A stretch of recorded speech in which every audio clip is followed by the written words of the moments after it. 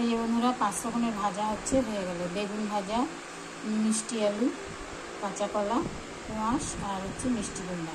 এটা হলো 5 রকমের ভাজা করব। এই যে বন্ধুরা গোপালের জন্য 5 রকমের ভাজা করে দেব। এখানে তেল বসিয়ে দিয়েছি, এখন ভাজাগুলো ভাজবো।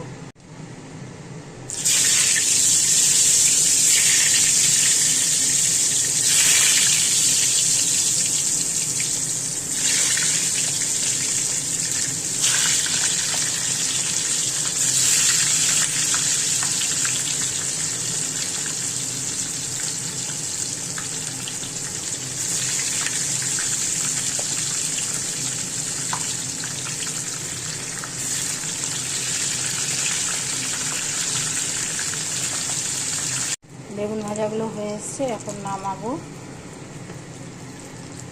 আর একটু হবে, তারপরে কোয়াশ ভাজাটা করে নেব।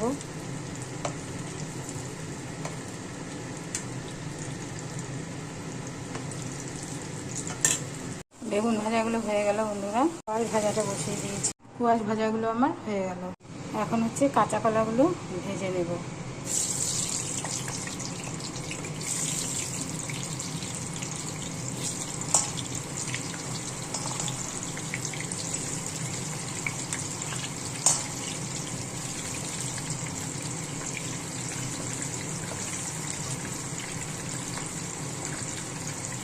কাঁচা কলা যেহেতু অল্প করে করবো, সেহেতু এর সাথে মিষ্টি আলুগুলো ভেজে নেব।